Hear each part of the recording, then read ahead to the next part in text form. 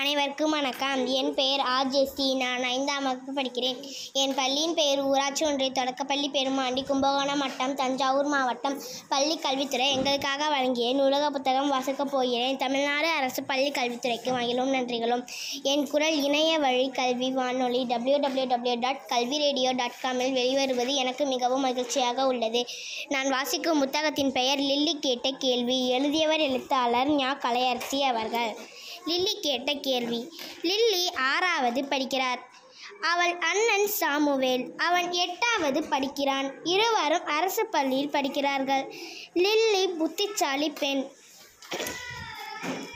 கதை புத்தகம் வாசிக்க பிடிக்கும். நிறைய கேள்வி கேட்பாள். கேள்வி கேட்காதே, கொஞ்ச நேரம் சும்மா இரு அப்பா அதட்டுவார். அம்மா பதிலே சொல்ல மாட்டார். காதில் விழாத மாதிரி இருப்பார். மாமா பெருமையாக பதில் சொல்வார்.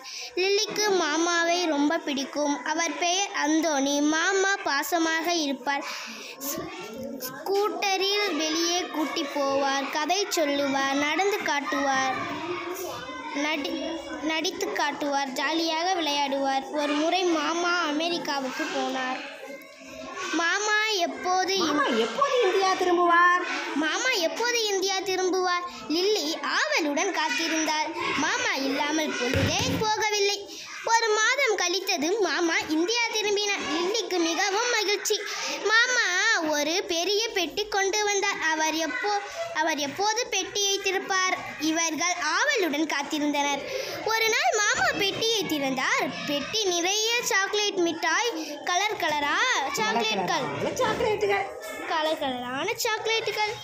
பார்த்தவுடனே நாக்கில் எச்சில் ஊறியது. லில்லிக்கு சாக்லேட் ரொம்ப பிடிக்கும். ஆசை தீர சாக்லேட் தின்றாள். மாமா பரிசுகளும் வாங்கி இருந்தார். பரிசுகளை பெட்டியில் இருந்து எடுத்தார். முதலில் ஒரு பெரிய ரிமோட் காரை எடுத்தார். சாமுவேலிடம் கொடுத்தார். ஒரு அட்டை பெட்டியை எடுத்தார். லில்லியிடம் கொடுத்தார். லில்லி அதை வாங்கி பார்த்தாள். அவளுக்கு கோபம் வந்தது. முகம் உன் என்று ஆனது. எனக்கு வேணாம் மாமா, திரும்பி கொடுத்தார்.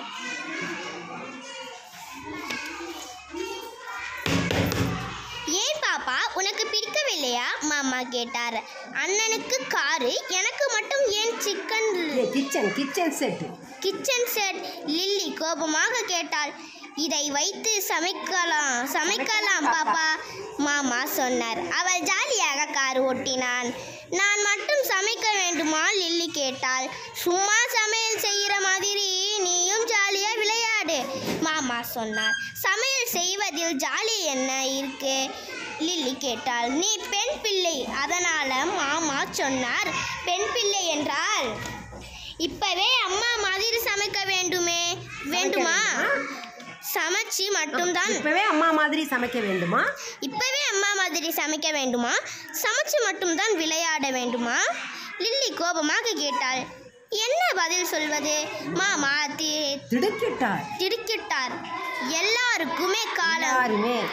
எல்லாருமே காலங்காலமாக பெண் குழந்தைக்கு கிச்சன் செட் தான் வாங்குகிறார்கள். குழந்தைக்கு அது பிடிக்குமா பிடிக்காதா என்று யார் கவலைப்பட்டார்கள்? இவள் கேட்பதும் சரியான கேள்விதானே. மாமா கொஞ்ச நேரம் யோசித்தார். அப்படி இல்லை பாப்பா, உனக்கு இது பிடிக்கும் என்று நினைத்தேன், மாமா சமாளித்தார். எனக்கு பிடிக்கவே இல்லை. எனக்கு பிடிக்கவே பிடிக்காது, லில்லி பட்டென்று சொன்னார். பரிசு கொடுத்தார். நன்றி சொல்ல வேண்டும். பிடிக்கவில்லை என்று முகத்துக்கு நேராக சொல்லக்கூடாது. இப்படி மோசமாக நடக்கக்கூடாது. இது தப்பு லில்லி. மாமாவிடம் மன்னிப்பு கேள். அம்மா கோபமாக திட்டினார். சரி விடு, பாப்பாவை திட்டாதே. அவள் உரிமையாக என்னிடம் கேட்கிறாள். மாமா அம்மாவை சமாதானம் செய்தார். சரி பாப்பா, உனக்கு கார் தானே வேண்டும், வாங்கி தருகிறேன். நீயும் கார் ஓட்டு மாமா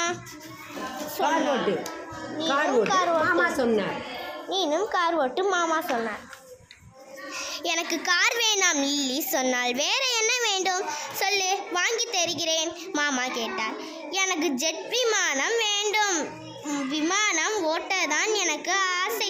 வானத்தில் பறக்க ஆசை லில்லி சொன்னாள். சூப்பர் பாப்பா, உனக்கு இல்லாத விமானமா வாங்கி தருகிறேன். மாமா லில்லியை அழைத்தபடி சொன்னார். இந்த புத்தகத்தின் பின்னாட்டில் உள்ள வாசகம். வாசிப்பு இயக்கம். புத்தகம் ஏதோ சொல்ல தவிக்குது, உன்னிடம் வந்து இருக்க துடிக்குது. அறிஞர் பொன்மொழி. இறுதியில் நாம் அனைவரும் கதைகளாக மாறுகிறோம். Margaret Atwood. மகிழும் நன்றிகளும்.